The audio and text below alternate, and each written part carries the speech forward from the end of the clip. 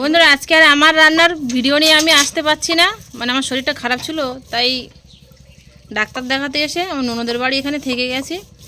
তাই আজকে আমার দিদি রান্না করবে, সঙ্গে আমার দিদিও আছে, দিদি রান্না করবে, সেই ভিডিওটাই আপনাদের সাথে শেয়ার করব।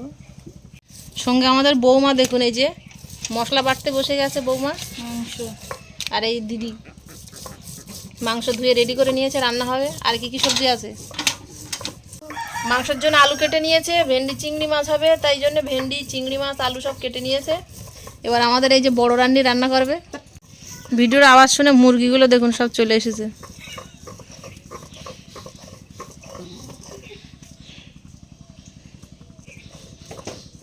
এইটা খেলার মুরগি, এটা শাড়ি না সাড়া?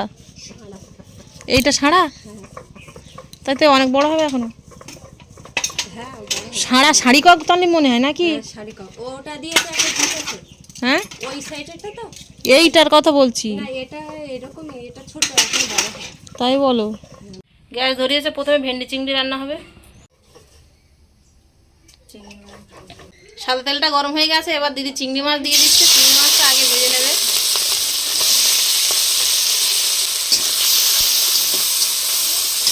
লবণ, হলুদ গুঁড়ো,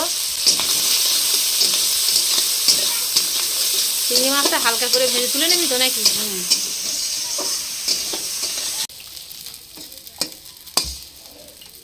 তেল, পেঁয়াজ দিলাম,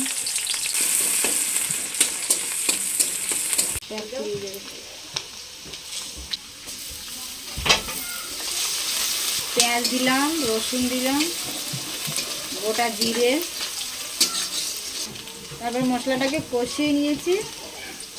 এবার আনাজটাকে দিয়ে দেবো।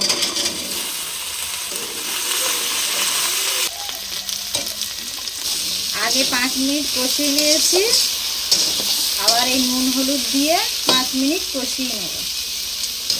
ভাত খাইছি না, ওই জন্য। এবার চিংড়ি মাছটাকে দিয়ে একটু নেড়ে চেড়ে নেব।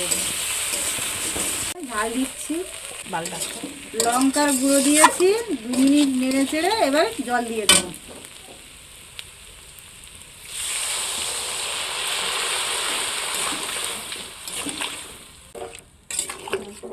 এবার ঢাকনাটা দিলাম, ঢাকনাটা দিলে ফুটে উঠবে, সিদ্ধ হতে থাক।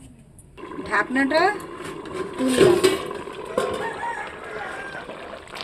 জিরে মরিচ দিলাম,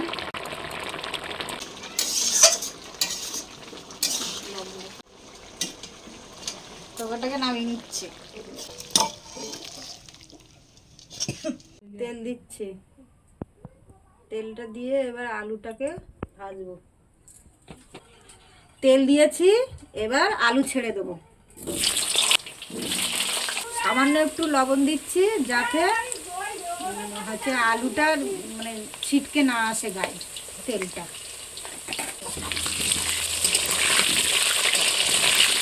আলুটা ভাজা হয়ে গেছে, এবার তুলে নেব। আমার শরীর খারাপ, আজকে দিদি রান্না করছে আর আমি শুধু বসে বসে দেখছি। পেঁয়াজ দিচ্ছি। তুই রান্না করবি? রান্না কর, ওর মাও রান্না করছে, ও রান্না। ওরে বাবারে, পাকা রান্নি তো দেখতে পাচ্ছি, বড় রান্নি এটা। দেখি দেখি দেখি দেখি দেখি।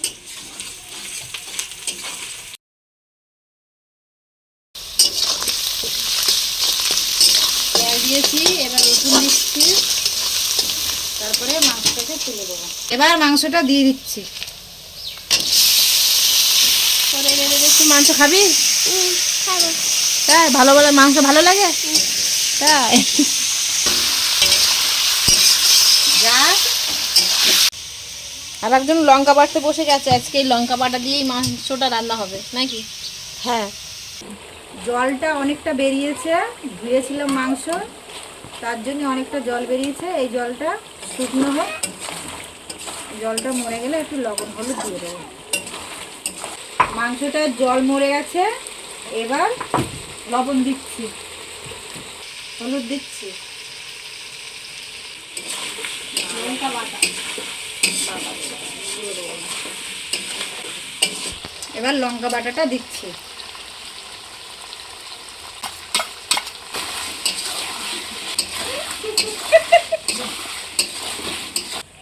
আদা দেবো, এবার ভেজে রাখা আলু দিয়ে দেবো, দিয়ে একসঙ্গে কষে নেব।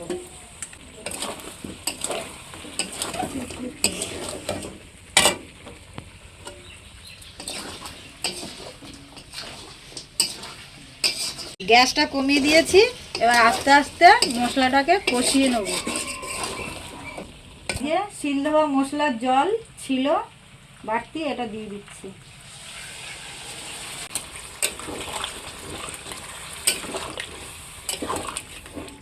এবার বেটে রাখা জিরা মরিচ দিচ্ছি।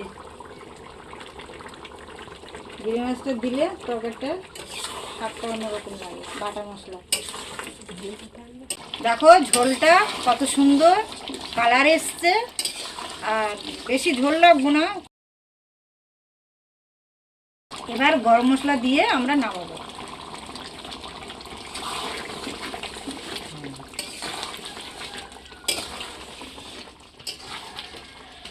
এবার নামিয়ে নিচ্ছি।